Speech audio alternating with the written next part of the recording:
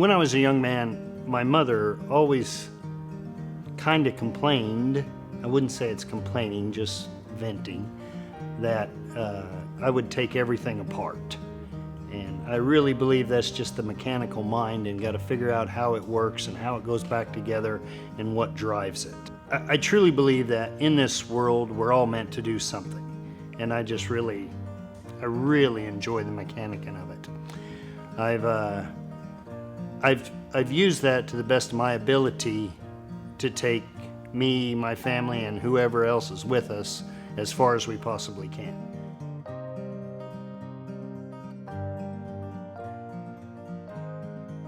I started the shop in 1991, spring of 91, me and another fella, and then I bought a semi and went over the road for 2 years.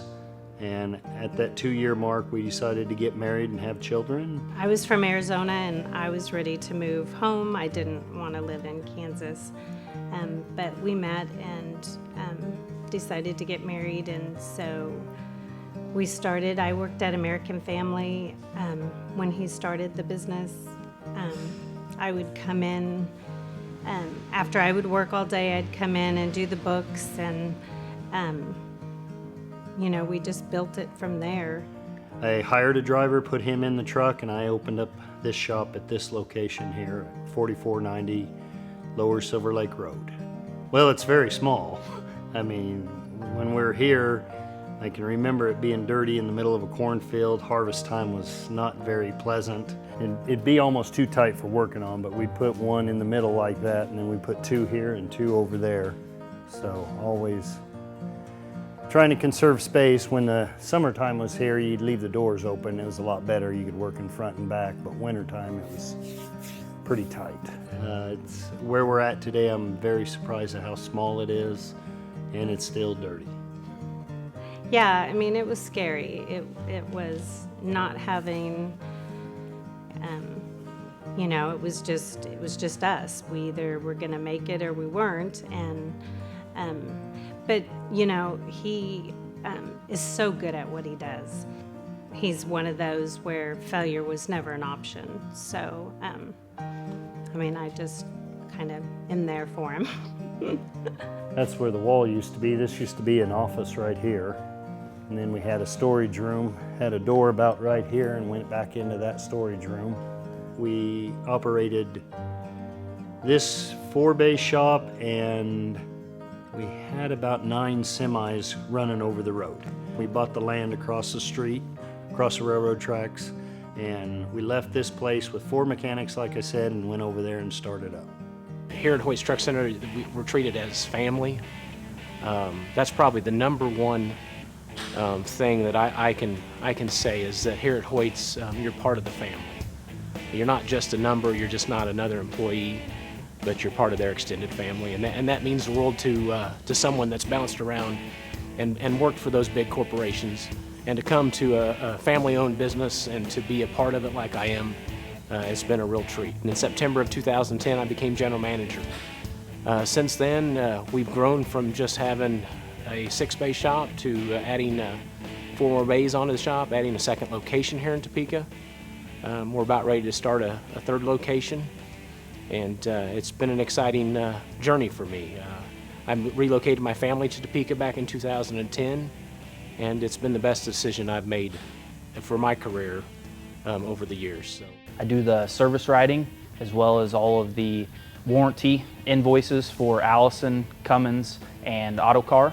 Got a great group of people we work for here, and all of our customers are great. I started in our service department as a service writer.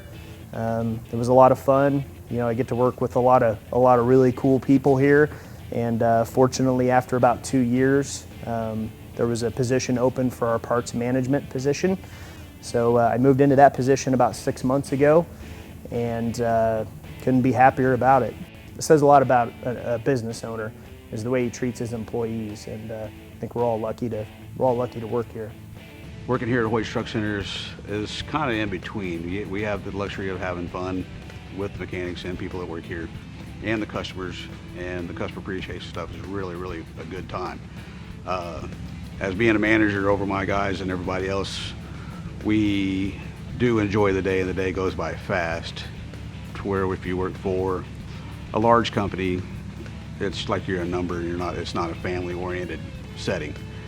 Just a company that cares for their employees and does a lot of stuff for just making the business continue to grow, and it's just exciting and changing. There's always new stuff and good support. It's great to have the diversity in our product line where we have a trailer for everybody as well as the businessman and the industrial commercial side, and just not to be limited by the inventory that you have or the products that you have. It's just nice to see someone that just seeing someplace that actually cares about the facility, because it promotes a lot of professionalism, just not having someplace that's greasy from head to toe, and that every week it's someone's job to make sure the whole place is clean and nice, just like what you would want to have it.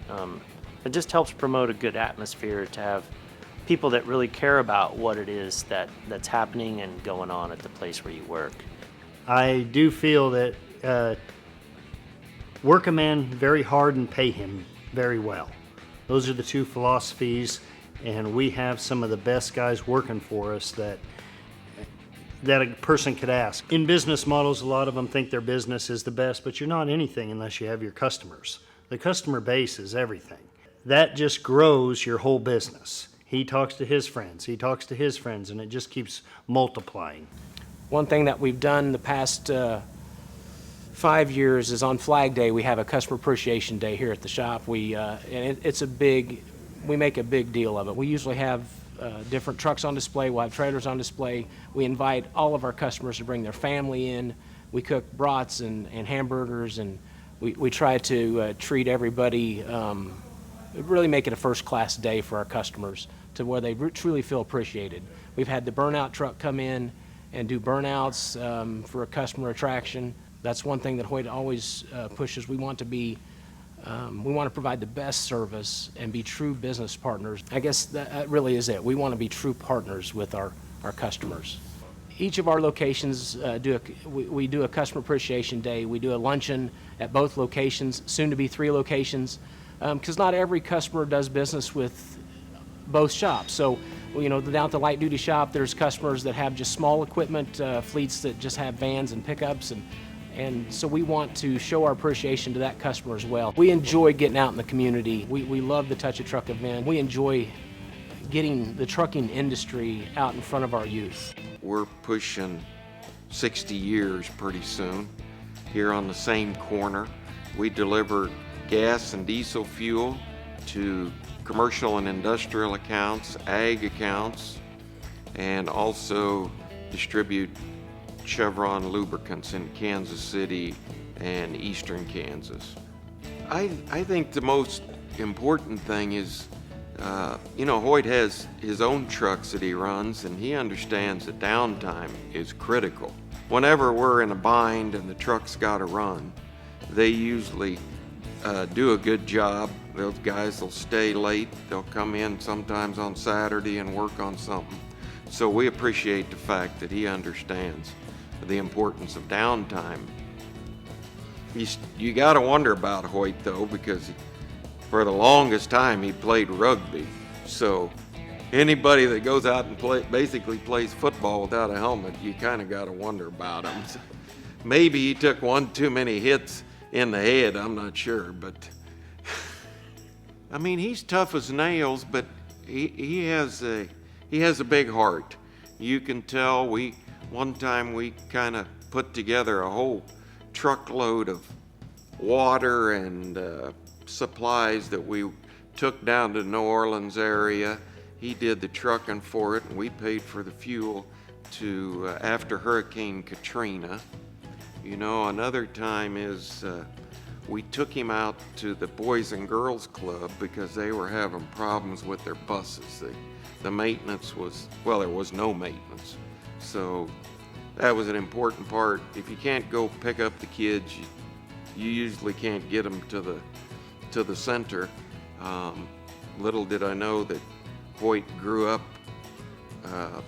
as a poor kid in Pueblo, Colorado, I think it was, and he was always hanging out at the Boys and Girls Club, and so had a soft spot in his heart for that. So he's done a tremendous job of keeping their buses running, donating way more than he should by himself, but he's kept all of their buses in good working order. We exist because of visionaries in our community who wanted better for children who lived at or below poverty level. And it has been that philanthropic component that has been woven throughout 57 years that has allowed us to grow to 14 club site locations, serving over 2,700 kids per year. And we were providing a tour of Boys and Girls Club to Marvin Spees, and he was asking us what some of our greatest challenges were. Transportation is a gateway to Boys and Girls Club, and in order to reach those kids who need us most, we need to get them here.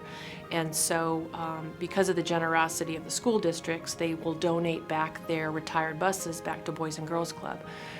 We make probably 5,500 trips per year, picking kids up from the most needy schools in our community to get them to the club.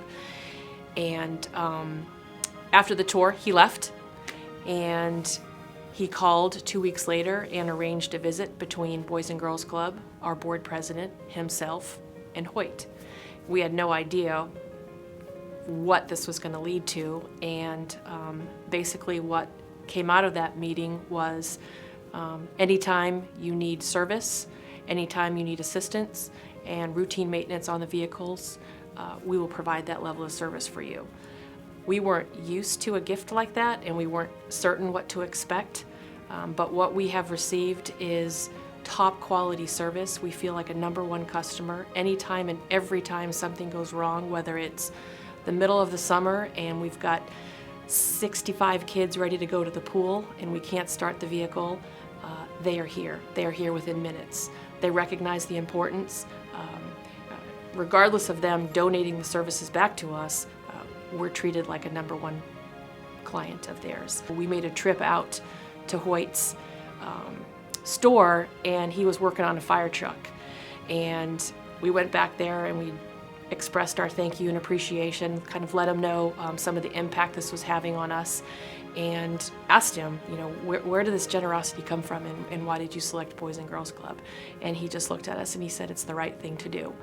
And after that, he followed up with, I was a club kid and I get it. And so right then and there, we knew that we had a commonality and an understanding that Hoyt Moore knew what our kids needed and what they needed from Boys and Girls Club. We specialize in treating kids who are dealing with mental health issues like anxiety, depression, ADHD, serving about 11,000 kids every year. Back in 2016, a mutual friend of mine introduced me to Hoyt and Lori Moore. He mentioned that he and Lori were looking at wanting to give back to the community. So we sat down, had a conversation, and it became immediately apparent that they both had a huge heart for kids and families who are struggling in the community. We transport about 100 kids every day. Kids who can't necessarily get to our organization here. One of our vans was failing badly. And I just asked, I said, hey, you might have, Hoyt, do you have some contacts that I could reach out to, people that might sell these at a decent price? His eyes kind of lit up. I'd seen that look, and he got genuinely excited. He said, let me get back to you. Okay, so a couple of months later, it might have been less than 2 months, my phone rang, sitting in my office, and he said, Pam, I got a van for you, 12-passenger van. I about fell out of my chair because I wasn't going to Hoyt's shop for another donation. He had just given us the first donation, the first partnership with us. He didn't really, we hadn't established a real strong relationship at that point, but he jumped at it. He saw that opportunity, says, I want to help those kids get the services that they need. He had located a van, purchased it, and if I remember correctly, it was in the northwestern corner of the United States. He and Lori flew up there, I believe it was around the holidays, and drove it back. So when I think about the partnership with Hoyt and Lori, when I first met them, it was clear that they're a hardworking hometown business. Hoyt always said, you know, I don't need the recognition. It's about the kids. It's about making a difference in those kids' lives. Some of the challenges I feel we faced are what direction to go next. It seems like it's always been there, but you just don't know whether you're making the right or wrong decision. And as I get older, I have felt that even though we made a decision when we were younger, that wasn't the right one. Oh well, we got over it. It didn't kill us. That's the way life should be. You just keep plugging away, and you never know what you can do until you put your mind to it and you do it.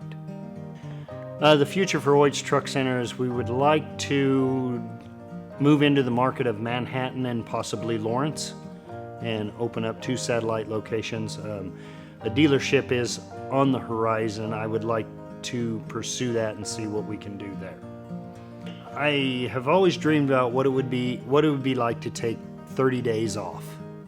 What I could accomplish at home in 30 days or vacations or whatever, and someday I'll do that. Taking 30 days off, that would be quite a deal. We like to travel, so doing some of that would be nice. I don't have any plans on hanging it up, but I do have some plans on trying to get the people in place to where I've already got that to a point I don't need to be there. They handle it so well without me that we're just kind of the guiding boat.